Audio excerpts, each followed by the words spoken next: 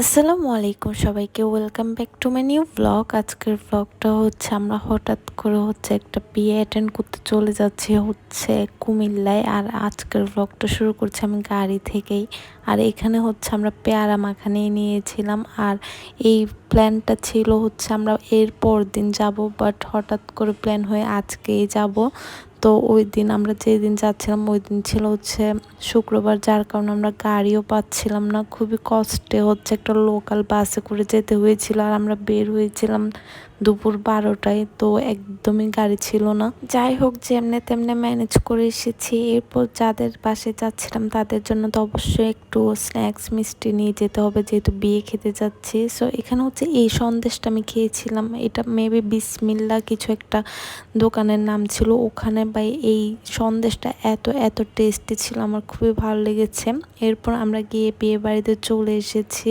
আর যেদিন আমরা গিয়েছিলাম ওই দিনই আসলে মেইন প্রোগ্রাম, মানে বউকে উঠিয়ে নিয়ে চলে এসেছিল। আর আমরা ছিলাম ছেলে পক্ষ থেকে।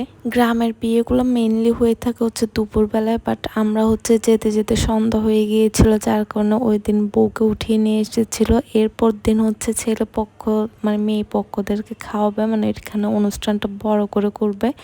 তো আমরা এখানে গিয়ে অনেক কিছু দেখছিলাম। এখানে রান্না বান্না করছিল, এটা রাতের জন্য বিরিয়ানি করা হচ্ছিল। আমি এগুলো দেখছিলাম। আর এখানে সবাই মুরব্বীরা সবাই বাইরে বসেছিল আর কালকের জন্য প্রিপারেশন শুরু করে দিয়েছিল রান্না বান্না। এখানে সবাই আসলে দাঁড়িয়েছিল।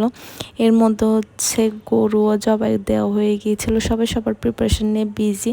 আর আমি এখানে এই বাবুজি আঙ্কেলের সাথে আমি এখানে আড্ডা দিচ্ছিলাম। ওনার কাছ থেকে জিজ্ঞাসা করছিলাম কি করেন। আর এই জিনিসটা দেখতে পাচ্ছেন, ভাই রে ভাই, এত অন্ধকার রাত 10টায়, মানে কেউ কল্পনা করতে পারে না। এখানে আমার মনে হয় 10টার পর কেউ বেরও হয় না। এখানে তো তাও বিয়ের কারণে এত লাইটিং টাইটিং ছিল, বাট আপনারা ওই দিকটাই দেখতে পেয়েছেন পুরো অন্ধকার, কিছুই দেখা যাচ্ছিল না। ভাই আমি ভয়ে ভাবলাম তাড়াতাড়ি চলে যাই। সো এটা ছিল বিয়ে বাড়ি। আর এখনও প্রিপারেশন চলছিল। আর আমি একটু হেঁটে হেঁটে দেখছিলাম, যেহেতু গ্রামে এসেছি একটু তো দেখতে ভালোই লাগে। সো এখানে সবাই সবার মতো করে প্রিপারেশনে বিজি, বাট আমি একটু একটু ফুটেজ নিচ্ছিলাম আর হাঁটাহাঁটি করছিলাম। এটা পুরো রাত জুড়ে প্রিপারেশন নিয়েছিল তারা।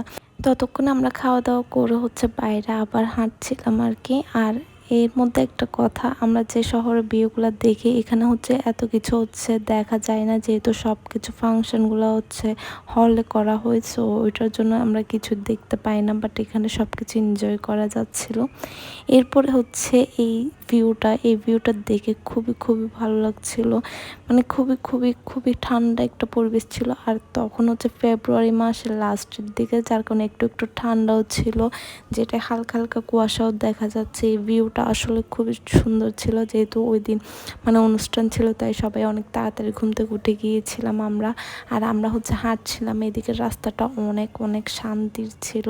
এরপর বাসায় আবার খিচুড়ি করা হয়েছিল সকালের জন্য, তো আমরা খিচুড়ি খেলাম। এরপর আমরা রেডি হয়ে গিয়েছিলাম, যেহেতু এটা দুপুরের অনুষ্ঠান ছিল, তাই মানুষ তাড়াতাড়ি চলে আসবে। আর আমি ততক্ষণ ফটোশ্যুটটা করে নিচ্ছিলাম।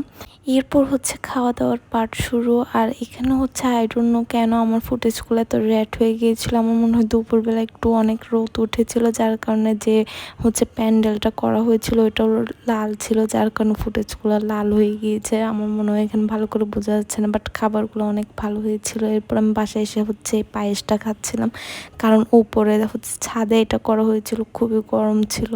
তো আমি বাসায় চলে এসেছি। এরপর আমরা খুব তাড়াতাড়ি খেয়ে 3টার মধ্যে বের হয়ে গিয়েছি বাসার উদ্দেশ্যে, কারণ ওই দিন যেদিন এসেছিলাম অনেক লেট হয়ে গিয়েছিল, গাড়ি টাড়ি সব কিছু মিলে একটু প্রবলেম। সো তাই আমরা তাড়াতাড়ি করে বের হয়ে গিয়েছিলাম, এত ভালো করে ফাংশনটা এনজয় করতে পারিনি। সো এরপর এখানে আবার পেয়ারা মাখাটা খেয়েছিলাম, এটা অনেক অনেক টেস্টি ছিল। আর দ্যাট ওয়াজ ইট ফর আমার কুমিল্লার ব্লগ। সো আমি জানি এত বেশি কিছু দেখানো যায় না, যেহেতু ফাংশনটা আগের দিনই হয়ে গিয়েছিল। সো টাটা, আল্লাহ হাফেজ। আর আমি আসার সময় এই রসমালাইগুলো নিয়েছিলাম, এইটাও খুবই টেস্টি ছিল, যেহেতু কুমিল্লা। সো